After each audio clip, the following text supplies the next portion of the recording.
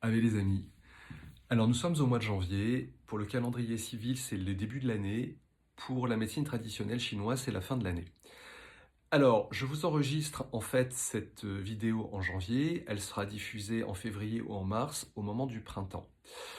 Pourquoi le printemps est-il important et pourquoi j'enregistre cette vidéo maintenant? Eh bien simplement parce que les fêtes viennent de passer et que, comme tout le monde, il y a eu des repas de famille, des repas d'amis, des repas très riches, des repas très arrosés, et qu'on se sent forcément pas très bien. Plus le chocolat, bref. Ça veut dire quoi? Ça veut dire que nos organes ont pris un méchant coup, comme chaque année, et du coup, il va falloir les nettoyer. Seulement, on ne va pas nettoyer les organes à n'importe quel moment de l'année, ou en tout cas, on ne va pas les drainer à n'importe quel moment de l'année.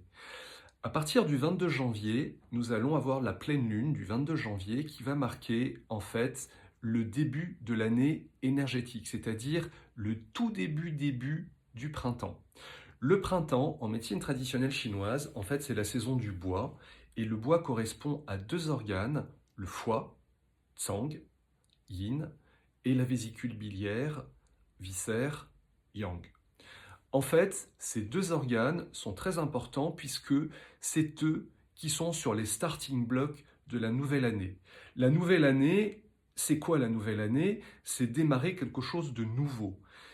Dans la nature, la nouvelle année, au niveau des plantes, c'est quoi? Eh bien, ça va tout simplement être au moment du printemps, la montée de la sève ancienne qui se trouve dans les racines, euh, pour pouvoir créer des bourgeons.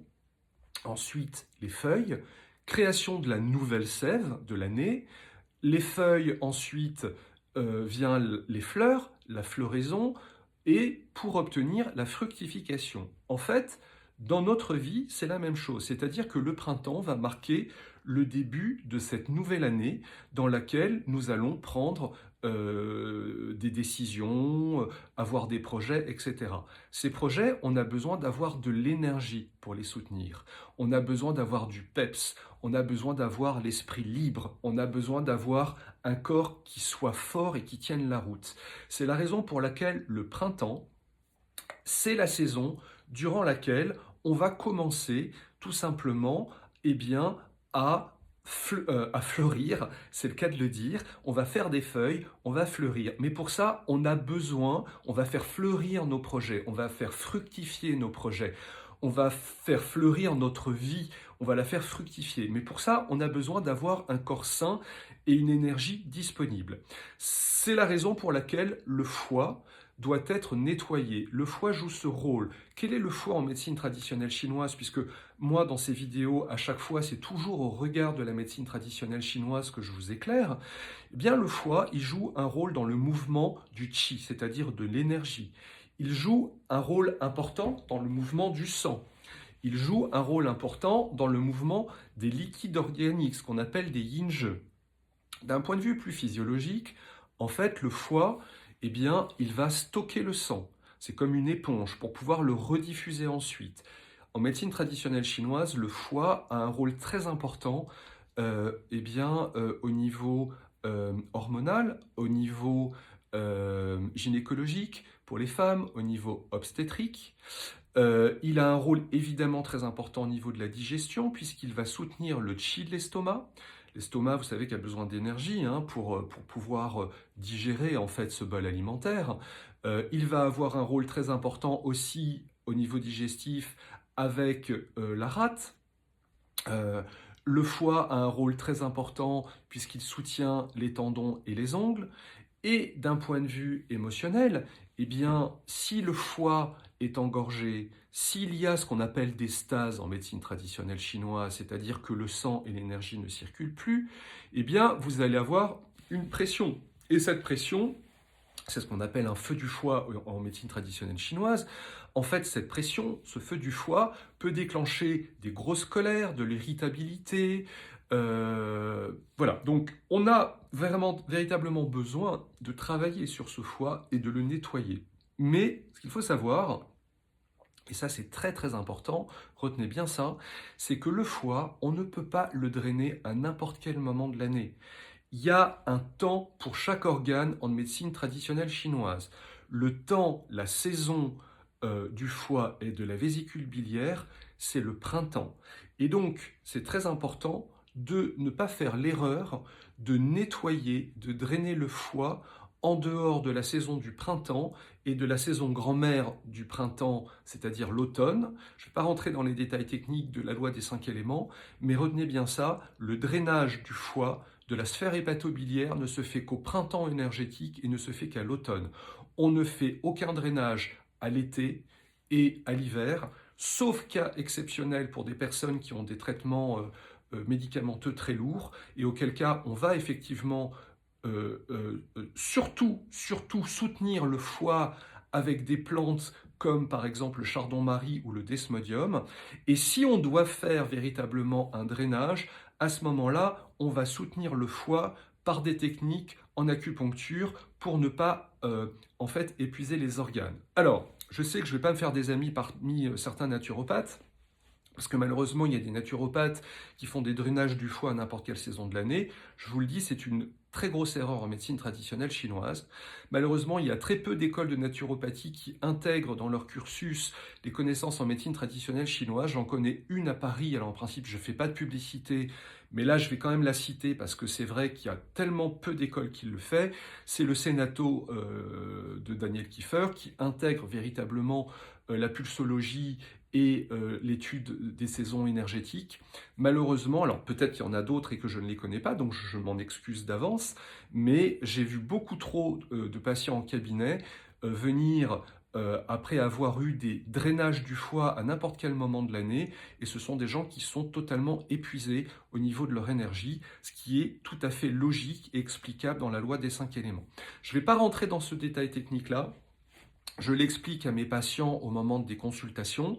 Je vais rentrer en fait dans le drainage à proprement parler, puisque nous allons être dans le printemps, ou plutôt au moment où sera diffusée cette vidéo, nous serons au printemps énergétique. Donc je vais vous donner des techniques naturelles pour pouvoir drainer le foie. Alors, j'ai une assiette.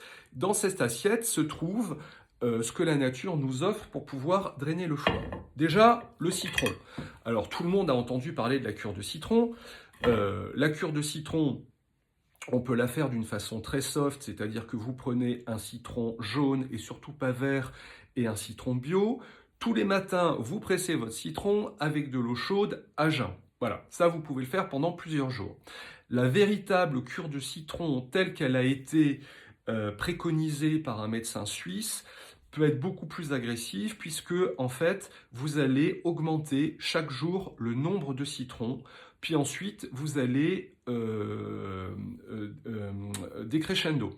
Alors cette cure de citron là, je vous déconseille de la faire seule. Si vous la faites, il faut que vous soyez accompagné d'un médecin nutritionniste pour être sûr qu'il n'y ait pas tout simplement de réaction trop agressive. Le citron est acide quand on l'a dans la bouche, quand on l'a dans le ventre, il est basique. En revanche, le citron doit toujours être pris à jeun, jamais après un repas. Voilà. Donc ça, c'est la cure de citron. Si vous avez envie de prendre un citron tous les jours pendant 15 jours, 3 semaines, vous pouvez le faire. Vous allez véritablement nettoyer votre foie. En plus, vous apportez de la vitamine C, c'est tout bénef. Ensuite, vous avez le radis noir. Alors, le radis noir, c'est un peu plus compliqué. D'abord, le goût, on aime ou on déteste. Personnellement, je déteste. Vous pouvez, il faut que vous ayez en fait un extracteur de jus, et moi je vous le dis, vous allez bouffer du radis noir. Donc, il y a plus simple en fait que de faire son extraction de radis noir. Alors, pour ceux qui aiment, c'est génial et c'est super, hein, c'est vraiment très très bien. Pour ceux qui n'ont pas le temps ou pour ceux qui n'aiment pas le goût du radis noir, vous avez tout simplement les magasins bio où vous pouvez trouver des ampoules de radis noir ou le complexe radis noir artichaut que vous faites pendant plusieurs semaines. Et ça, c'est très bien. Donc après, il y a un protocole à faire. Voyez auprès de votre naturopathe ou de votre médecin traditionnel chinois qui vous indiquera la procédure à suivre. Ensuite, vous avez le romarin. Alors, le romarin, c'est vraiment la plante du foie. et pas le thym, contrairement à ce qu'on peut entendre. Euh, on dit souvent, ah, il faut prendre du thym, tu as une indigestion, il faut prendre du thym, etc. Non, le thym n'est pas une plante pour le foie.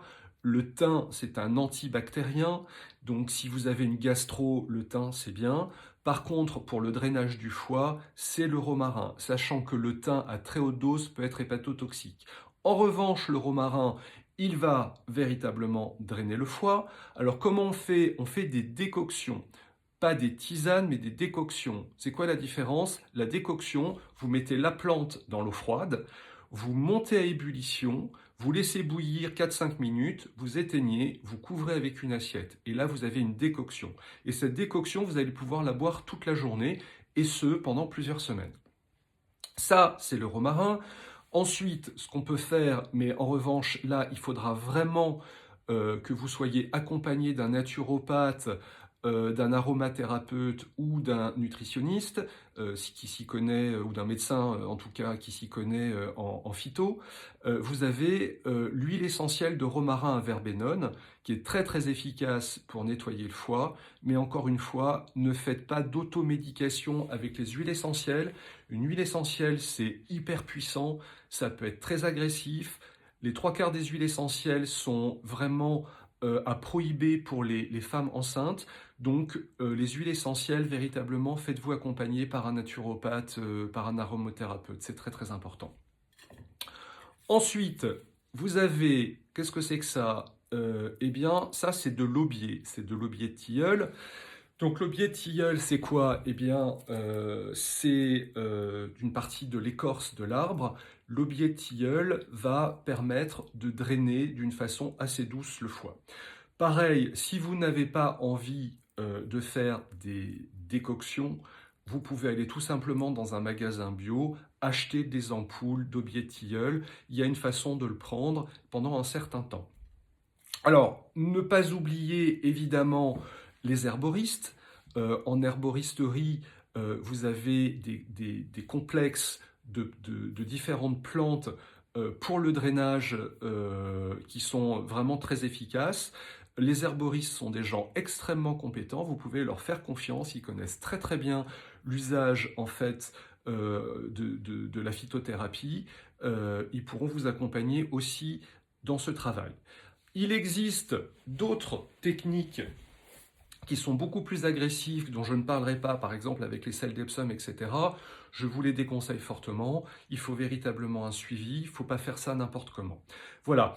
Vous pouvez faire ce drainage février, mars, avril. Ensuite, nous, en médecine traditionnelle chinoise, nous avons aussi des protocoles en acupuncture, c'est-à-dire qu'il est très important à chaque saison de piquer des points qui vont permettre à l'énergie de la saison de venir nourrir l'organe. En l'espèce, au printemps, c'est le foie, la vésicule biliaire. Nous avons ce que nous appelons les points PEN. Et ces points, en fait, nous allons les faire février, mars, avril pour soutenir votre organisme pendant que vous allez faire ce drainage. Vous pouvez finaliser le drainage avec la sève de bouleau fraîche que vous trouvez en cubiténaire, uniquement la sève de bouleau fraîche. On ne la trouve pas très longtemps. Donc ça, c'est la sève qui était de l'année passée, qui était stockée dans les racines. Au moment où elle monte, on va commencer tout simplement à la récolter. Et ça va permettre de vous reminéraliser une fois que vous aurez fait ce drainage de la sphère hépatobiliaire. Voilà. J'ai été un petit peu long, j'en suis désolé. J'ai voulu en fait vous expliquer la raison pour laquelle il était important de drainer le foie et de ne le faire qu'au printemps et à l'automne énergétique, les différentes techniques. C'est toujours mieux d'être accompagné d'un naturopathe ou d'un acupuncteur et je vous souhaite un bon nettoyage hépatobiliaire. À bientôt les amis!